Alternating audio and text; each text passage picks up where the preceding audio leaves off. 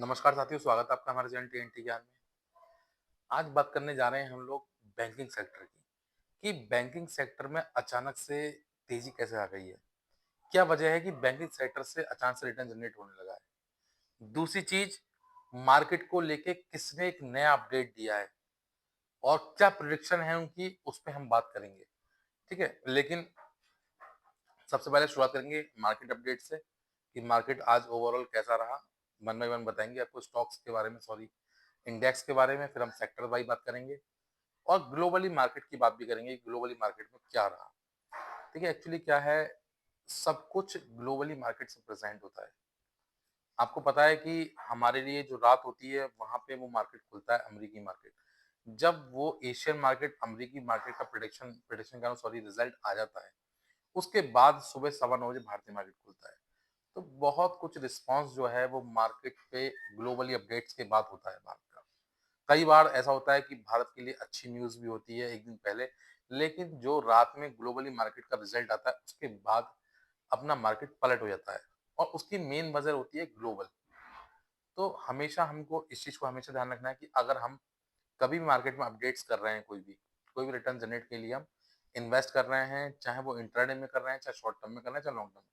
तो long term वाले को तो कुछ सोचने की जरूरत है ही नहीं, लेकिन शॉर्ट टर्म और इंट्राडे वाले को बहुत ज्यादा चीजें देखने की जरूरत पड़ती है। एक तो उसको वो प्रिडिक्शन जो होगा उसका, वो एक दिन पहले का होगा उसका, कि कल ऐसा होगा, मैं ऐसा करूंगा। दूसरी चीज, वो हमेशा ये भूल जाता है कि रात को जो मार्केट खुला था उसका क्या इस पे इम्पैक्ट पड़ेगा, इसको कभी नहीं भूलना है। ठीक है, ये हमेशा देखेंगे छोटी छोटी चीजें, तो ये आपको बड़ा बनाती है। ये आपको सीखने के लिए आपको विवश करती है कि आपको ये चीज सीखनी पड़ेगी। मार्केट अपडेट्स के साथ और मार्केट इनपुट्स के साथ आपको हमेशा लगे रहना है। इन सब चीज़ों को जब तक आप जानेंगे नहीं, तब तक आप शेयर मार्केट नहीं समझ पाएँगे। बहुत सारे लोग इसमें गलती कर जाते हैं, इन चीज़ों से नहीं समझ पाते हैं और फिर वो अपना बहुत छोटा-छोटा लॉस को जोड़ के एक बहुत बड़ा लॉस कर लेते हैं।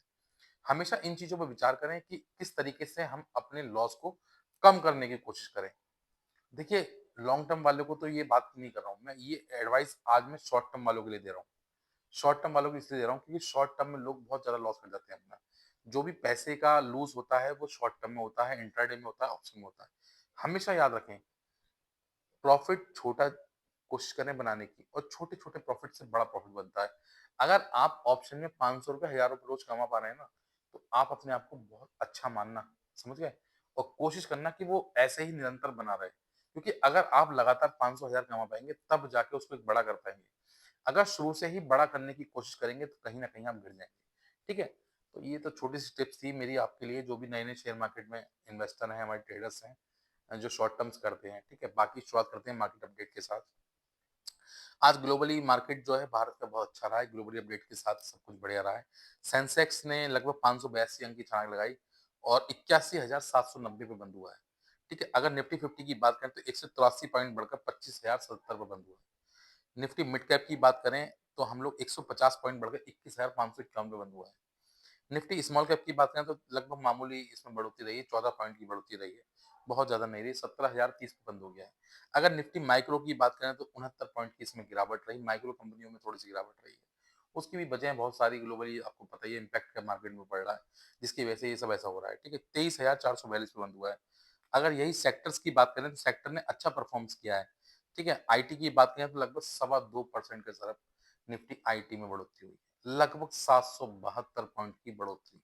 निफ्टी आईटी में बहुत समय के बाद ये सब देखने को मिला है। आपको पता है कि जब से अमेरिका के साथ हमारी ट्रेड डील कैंसल हुई है, अमेरिका ने जिस तरीके से भारत पे टैरिफ लगाया 50%, उसके बाद देखने को मिला है कि निफ्टी आईटी के साथ बहुत ज़्यादा खिलवाड़ हुआ है। क्योंकि आपको पता है निफ्टी का हम 75% एक्सपोर्ट जो है सर्विसेज का, वो अमेरिका को करते हैं और जिसकी वजह से सबसे ज़्यादा दिक्कत जो है वो भारत की मार्केट को आईटी सेक्टर को हुआ है और फार्मा सेक्टर को हुआ है। इन दोनों ने बहुत ज़्यादा प्रेशर सामने करा है। अब जाके निफ्टी आईटी संभला है थोड़ा, आईटी सेक्टर, और आईटी ने एक अच्छा रिस्पॉन्स दिया है, लगभग सवा 2% से भी ऊपर की बढ़ोतरी आज दर्ज की गई। 34,772 पर निफ्टी आईटी बंद हुआ है। निफ्टी बैंक की बात करें लगभग 1% की बढ़ोतरी रही है इसमें, 515 पॉइंट बढ़कर 56,104 पे बंद हुआ है। अगर निफ्टी इंडिपेंडेंस डिफेंस की बात करें तो 18 पॉइंट बढ़कर 8152 पे बंद हुआ है। निफ्टी ऑटो की बात करें तो 104 पॉइंट बढ़ा 26,857 पे बंद हुआ है। निफ्टी फार्मा में भी लगभग बढ़ोतरी रही, 21,797 बंद हुआ है। ठीक है?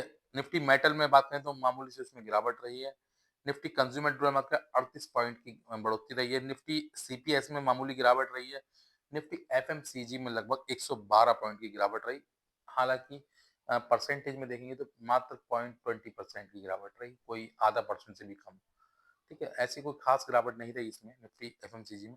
एफएमसीजी मिला-जुला बाज़ार है, लगभग अच्छा रिस्पॉन्स करता है मार्केट में, कोई बहुत ज़्यादा देखने की ज़रूरत नहीं है। क्योंकि वो छोटे-छोटे कंज्यूमर प्रोडक्ट पे जुड़ा हुआ है, इसका तो ओवरऑल बढ़िया ही रहता है। ठीक है? निफ्टी रियलिटी की बात करें तो ओवरऑल ठीक-ठीक रहा, ना बढ़ोतरी है, ना कटौती है। ठीक है? निफ्टी इंफ्रास्ट्रक्चर की बात करें तो लगभग 43 पॉइंट की बढ़ोतरी, आधा परसेंट करीब निफ्टी में कम बढ़ोतरी रही, 9115 पॉइंट पे बंद हुआ है। निफ्टी कंजप्शन की बात करें तो 66 पॉइंट बढ़कर लगभग आधा परसेंट बढ़ोतरी हुई निफ्टी कंजप्शन में, 12,210 पे बंद हुआ है। अगर यही हम लोग ओवरऑल सेक्टर देखेंगे हम लोग, तो लगभग 10 में से 9 सेक्टर ने बढ़ोतरी के साथ ग्रीन सिग्नल के साथ मार्केट बंद किया है। ठीक है? अब आ जाएँ हम लोग ग्लोबली मार्केट में। तो अमेरिकी मार्केट की अगर बात करें तो कोई बहुत अच्छा मार्केट ने रिस्पॉन्स नहीं दिया है। नैस्डैक में भी गिरावट है, एस&पी में भी लगभग मतलब कहेंगे आप लेवल पे बंद हुआ है बिल्कुल, कोई ऐसी बढ़ोतरी नहीं रही है। हाँ, जो रसेल 2 है, 2 के जो इनकी माइक्रो कंपनी है, उन्होंने थोड़ा-सा सही परफॉर्मेंस किया है, लेकिन कोई खास नहीं है, फिर भी मार्केट जो है अमेरिका का ओवरऑल खराब ही रहा है। उसकी बहुत सारी वजह हैं जो मैं बताऊँगा अभी बार-बार, ठीक है? दूसरा अगर एशियन मार्केट बात करें तो मामला खराब रहा है बहुत ज़्यादा। अगर फ्रांस की बात करें तो क्योंकि फ्रांस के प्राइम मिनिस्टर ने जो अब इस्तीफा दे दिया है, उसकी वजह से वहाँ के मार्केट में अच्छी खासी तगड़ी गिरावट देखने को मिली है। ठीक है? और देखिए क्योंकि फ्रांस में कई बार ऐसा हो गया, बार-बार वहाँ ऐसा हो रहा है कि वहाँ के प्राइम मिनिस्टर का इस्तीफा हो जा रहा है। अब जो हाल ही में हुआ है उसकी वजह से मार्केट में वहाँ टूट रही है। ठीक है? दूसरी जापान की बात करें, जापान के मार्केट बहुत शानदार रहा है। लगभग पौने 5% की बढ़ोतरी रही है और इसकी वजह रही जापान की नई प्राइम मिनिस्टर, जो महिला प्राइम मिनिस्टर जापान की बनी है, उनकी वजह से मार्केट को बहुत ज़्यादा बूस्ट मिला है और वो कहीं न कहीं ये माना जाए कि प्राइवेट सेक्टर को एक अच्छा सपोर्ट मिलेगा उनके आने से। तो जो कहीं न कहीं माइक्रो और मिडल कंपनी है उनको अच्छा रिटर्न जनरेट होगा। ऐसा उनका अनुभास है, इसको लेके ही वहाँ के मार्केट ने एक अच्छा रिटर्न जनरेट दिया। आपने देखा बहुत समय के बाद जापान का मार्केट हमने देखा पौने 5% करीब बढ़ोतरी हुई है, ठीक है? तो ये सारे रहे ओवरऑल मार्केट का स्ट्रक्चर पूरा ऐसा रहा मार्केट में रहा। अब दूसरी बात करते हैं हम लोग बैंकिंग सेक्टर की, कि बैंकिंग सेक्टर में क्यों बढ़ोतरी हो रही है? देखिए, एक चीज़ बता दूँ मैं आपको बैंकिंग सेक्टर ने जो है पिछले 2 साल से करीबन लगभग अच्छा रिटर्न नहीं दिया है। लेकिन अब आके जो आरबीआई ने उसके लिए स्टेप उठाए हैं, वो उसके लिए कहीं न कहीं बहुत ज़्यादा कारगर साबित हुए हैं। आपने देखा करीबन-करीबन 100 बेसिस पॉइंट की आरबीआई ने कटौती अब तक कर चुका है। इसका जो इम्पैक्ट है वो अब दिखना शुरू हो रहा है बैंकिंग सेक्टर में। देखिए बैंकिंग सेक्टर के लिए क्या है? इसके लिए बहुत ज़्यादा कोई चीज़ तो है नहीं। इसके लिए क्या होता है क्योंकि लोन बाँटते हैं, लोन से इंटरेस्ट लेते हैं और पैसा प्रॉफिट कमाते हैं। और वो कब ऐसा अच्छा परफ़ॉर्म करेंगे जब उनका एक तो रिकवरी अच्छी होगी, दूसरा उनके जो लोन बाँटने के लिए जो उनकी रिक्वायरमेंट्स हैं, जो उनके रूल्स रेगुलेशन हैं, वो ईज़ी हो जाएँगे स्टेप। जब इस टाइप की अड़चनें उनके सामने नहीं आएँगी, तो वो ईज़िली लोन डिस्ट्रीब्यूट कर पाएँगे और अच्छे लोगों को लोन दे पाएँगे, जिससे उनका एक अच्छा रिटर्न जनरेट होगा। तो ये सारी चीज़ें आरबीआई उनके लिए लगातार निरंतर करती जा रही है और 100 बेसिस पॉइंट का जो उन्होंने कटौती अब तक कर चुके हैं, ये उसके लिए एक बहुत ज़्यादा सपोर्ट साबित हुआ है। दूसरी सीआरआर में कटौती हो रही है। बहुत सारे स्टेप गवर्नमेंट ने बैंकिंग सेक्टर के लिए इसलिए देख रहे हैं कि बैंकिंग सेक्टर में बहुत अच्छा रिटर्न जनरेट हो रहा है। ठीक है, आगे भी ऐसा होगा, देखते हैं क्या होता है। दूसरी बात, किसने प्रेडिक्शन करा है मार्केट के लिए, हम उसकी बात करने जाएँगे। गोल्डमैन जो सैक्स कंपनी है, उसके जो सीईओ हैं डेविड सोलोमन, उन्होंने ये कहा है कि जो अमेरिकी मार्केट है, मतलब ग्लोबली मार्केट की बात करिए, अमेरिकी की बात करी है उन्होंने, साथ में ग्लोबली मार्केट बात करी है, कि बहुत सारा देश जो है, बहुत सारा मोटा-मोटा इन्वेस्टमेंट सब देश एआई में करने में लगे हुए हैं। लेकिन एक चीज़ वो भूल रहे हैं कि अगर हर व्यक्ति इतना मोटा-मोटा इन्वेस्टमेंट एआई में कर देंगे और आप ये नहीं देख पा रहे हैं कि क्या उससे रिटर्न जनरेट होगा। आने वाला समय जो है, वो 2 चीज़ें होंगी, एक तो कंपनियाँ बहुत ज़्यादा रिटर्न जनरेट करेंगी एआई वाली और एक बिल्कुल खराब होंगी, वो डूब जाएँगी। तो ये बहुत सारा दिक्कतों का सामना करना पड़ेगा कि आँखें मीच के सब एक-दूसरे के पीछे चले जा रहे हैं और एआई में जनरेट मतलब इन्वेस्ट कर रहे हैं। देखिए, मैं आपको लास्ट वीडियो में भी आपको बताया था कि फंडामेंटली स्ट्रॉन्ग स्टॉक में ही इन्वेस्ट करना है। ऐसा नहीं है, देखिए कोई भी सेक्टर उठा लीजिए, चाहे वो एआई का हो, चाहे पावर सेक्टर हो, चाहे डिफेंस का ही क्यों ना हो, है ना? ऐसा नहीं है डिफेंस का हर स्टॉक रिटर्न जनरेट करेगा।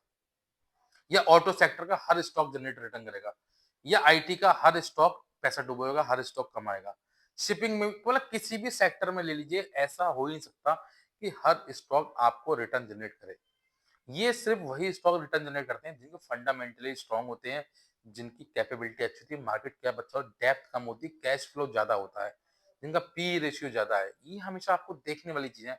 छोटी-छोटी चीजें जब फंडामेंटली आप देखते हैं तो आप अपने आप को स्ट्रांग करते हैं। आप हमेशा पढ़ने की आदत डालिए, देखिए आप सीखने की आदत डालिए। तो उन्होंने यही कहा है कि बहुत ज़्यादा लोग इसके पीछे पड़े हुए हैं। आने वाले समय में इनके सामने दिक्कतों का सामना करना पड़ता है। दूसरी चीज़ उन्होंने मार्केट को लेकर जो प्रेडिक्शन करी है, अमेरिकी मार्केट को लेकर उन्होंने कहा है कि बहुत ज़्यादा ओवर वैल्यूड अमेरिकी मार्केट हो गया। आने वाले समय में एक बहुत तेज़ी के साथ सॉरी, सॉरी, जैसे 2002-2008 के पास एक बुलबुला सा भड़ाम हुआ था, ऐसे ही मार्केट अमेरिका गिर सकता है। कि अभी आप देख रहे हैं कोई भी न्यूज़ आ रही है, चाहे वो पॉजिटिव चाहे नेगेटिव, अमेरिकी मार्केट बहुत तेज़ी के साथ बढ़ रहा है। ये ऐसा हो रहा है जैसे कोविड के बाद भारतीय मार्केट के साथ हो रहा था। किसी भी न्यूज़ आने के बाद भारत का मार्केट बहुत तेज़ी के साथ बढ़ रहा था। हर व्यक्ति ने रिटर्न जनरेट किया है। इन 3 साल के अंदर जो कोविड के बाद आए 2024 और 25 को छोड़ दें अगर हम लोग, तो सबने ही रिटर्न इसमें एक अच्छा रिटर्न जनरेट किया हुआ अपना। हर व्यक्ति ने आंखें मीच के जिसने जहां पैसा लगा दिया उसको वहां रिटर्न मिल गया।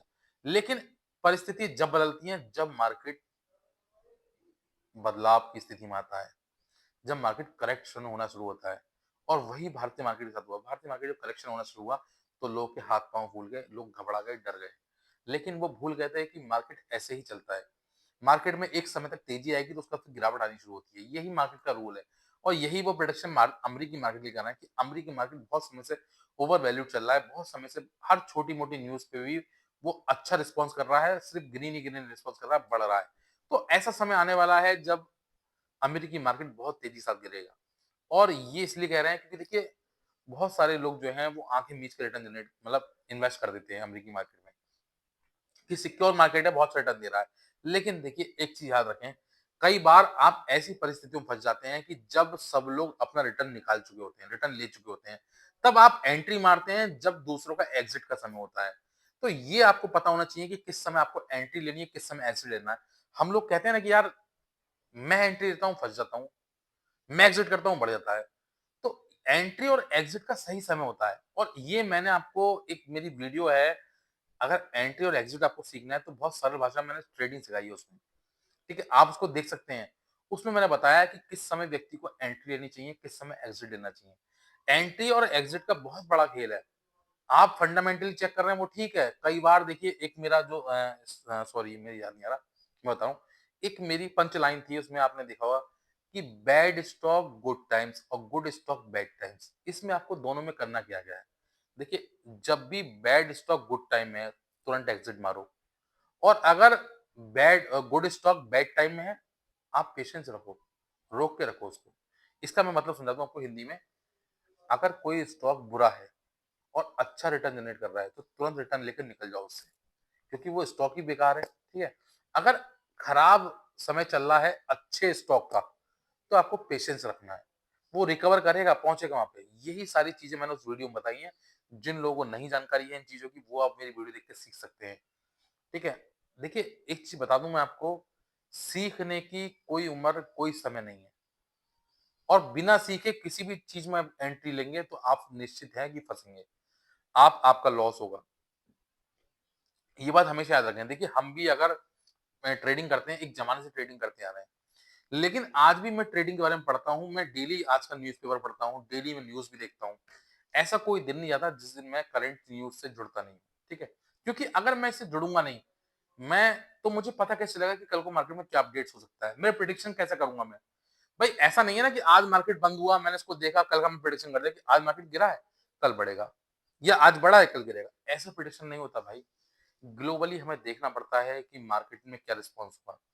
हमें सारे सेक्टर्स देखने पड़ते हैं और ग्लोबली भारत में क्या हो रहा है, जियोपॉलिटिकल संबंध में क्या हो रहा है, ये सारी चीजें हमें ओवरऑल देखनी पड़ती हैं। तब हम ये डिसाइड करते हैं कि मार्केट का प्रेडिक्शन क्या रहेगा, है ना? तो अगर आप ऐसा नहीं कर पा रहे हैं, आप ये सब चीजें नहीं कर रहे हैं, तो मुझे लगा निश्चित है कि आप एक रिटर्न जनरेट नहीं कर पाएंगे और आप लॉस होगा आपका।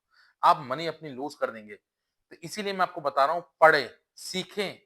सीखने की कोई उम्र नहीं। जब तक सीखेंगे आपके लिए बेनिफिट रहेगा। ये हमेशा गांठ मान लें कि बिना सीखे आप कोई काम ना करें। बिना सीखे एक ही काम कर सकते हैं आप, घर बैठ सकते हैं अपने, ठीक है? अगर इसमें घुस जाएँगे तो शेयर मार्केट आपके लिए जुआ है। शेयर मार्केट उसके लिए बिज़नेस है, जो इसको पढ़ के करेगा, जो इसको सीख के करेगा और जो व्यक्ति इसको बिना सीखे करेगा, ये उसके लिए जुआ है, फिर वो बाहर जाके इसको बदनाम करेगा, ठीक है? और हम नहीं चाहते कि जिस क्षेत्र में हम घुसे हुए हैं, उसको कोई व्यक्ति बदनाम करे। बदनाम इसको वही व्यक्ति करेगा, जो इसके बारे में जानता नहीं है। पहले इसको जानो, समझो, उसके बाद इसमें एंट्री लो। पहले इसके बारे में पढ़ो कुछ समय के लिए। और हमारे जो युवा हैं ना, वो यही कमी है कि पढ़ने की कमी है, लोगों को लैक ऑफ एजुकेशन है बहुत सारा। आप जब तक एजुकेशन नहीं लेंगे ना, तब तक आपके साथ कुछ नहीं होने वाला। तो ये बात आप समझें, इसको ध्यान रखें, तभी आप एक अच्छा रिटर्न जनरेट कर पाएँगे। तो फिलहाल के लिए तो इतना ही। अगर मेरी वीडियो आपको पसंद आई हो और मेरी दी हुई जानकारी आपको अच्छी लगी हो, तो मेरी वीडियो को लाइक करें, चैनल को सब्सक्राइब करना ना भूलें, ठीक है? और जो हमारे चैनल्स पे बार-बार आ रहे हैं, लेकिन अभी तक उन्होंने हमारे चैनल को सब्सक्राइब नहीं किया है, तो वो सब्सक्राइब ज़रूर कर लें। Thank you.